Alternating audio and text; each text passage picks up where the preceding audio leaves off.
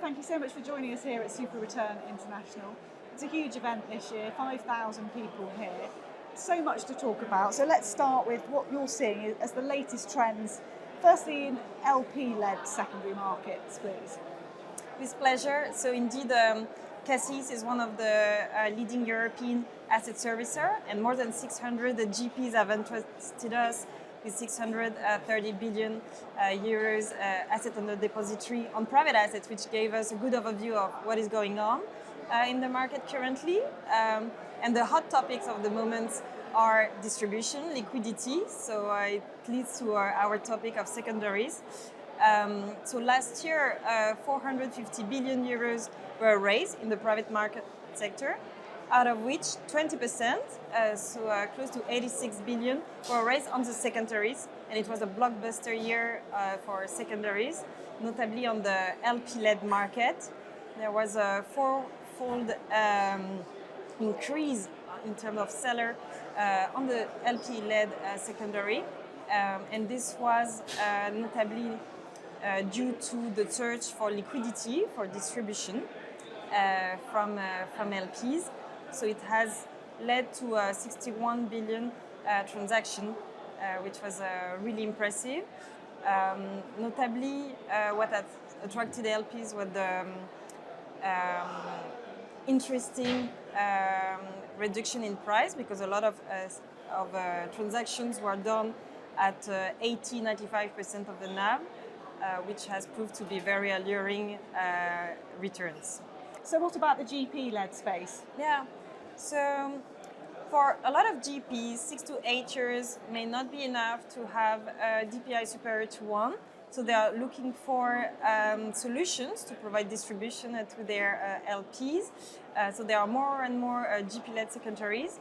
The market has increased by 2.4 times in 2021, and since then it has stabilized around 45 billion euros market. So it's slightly behind LP-led market, but it has grown significantly. And how do you see continuation funds development? Yeah, continuation fund represent 78% of the GP-led market. So within the continuation fund, we have single asset continuation fund. Generally, it's a trophy asset for which a GP decides to establish a continuation fund, and it represents close to 40% of the continuation fund total. And it's closely followed by multi-asset continuation funds. But what is interesting to see is that not all LPs are comfortable with continuation funds, because from a look-through perspective, some think that they are fund investors but not asset managers. So in general, for a single asset continuation fund, 30% of LP leave, they don't reinvest. 30% stay, and the GP needs to find the rest for new LPs to be able to raise the continuation fund. So this is an interesting trend. It also brings a lot of issues regarding governance, how to properly set up a continuation fund, how to manage former LPs, new LPs. But the market is getting more mature on it. And we are seeing at Caceis some new strategies emerging. For example, funds that become specialized in investing in continuation funds. And in all of that picture, can you tell me a little bit more about hybrid funds too? Yeah, so hybrid funds is another way to manage liquidity issues.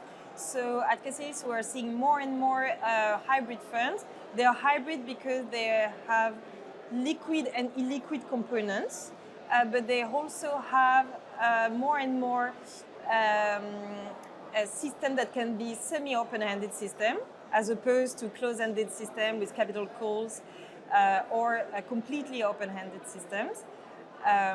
So we are seeing more and more of engineering in terms of fund structuring. So it's an interesting time currently. Those are the most common characteristics of those funds. Yeah, so we have conducted recently a survey with Funds Europe. We got 125 respondents across Europe, both from the alternative world and from the traditional investment world. And a majority of respondents are saying that they truly believe that hybrid funds will provide more return than public market funds. Second, a lot of them have actually already raised a hybrid fund, and sometimes up to 5 hybrid funds. So it's a trend that is spreading pretty quickly. They target funds around 100 million to 500 million euros in terms of size. And historically, they used to target more institutionals, but with hybrid funds, the objective is to go more toward retailization. And so they target sometimes to 2,000 up to 5,000 retail investors, which is quite a lot in terms of register management. And given that it's retail investor, the GPs are electing fund domicile in the country where the funds are distributed to retail investors. So France, Spain, Germany, compared to institutional funds that are more Luxembourgish based. And the final and interesting thing that we have observed during the survey, that there is not yet a consensus on the incentive scheme between reaching a watermark and a traditional carry scheme. So Olivia, there's 5,000 people here at SuperReturn International this year. Caceis are a sponsor. What does that offer you, and why do you want to be part of the event? Yeah, it's a great opportunity for us to meet all our clients. So not the 600 are here, but a large majority from US players, European players, UK players. So it's a good way to catch up and to be able to support them on their new projects that they are currently being very busy doing fundraising, and we are positioning ourselves to support them on the long term. And we're delighted to have you here too. Thank you so much for joining us. Many thanks. It's a pleasure to be here.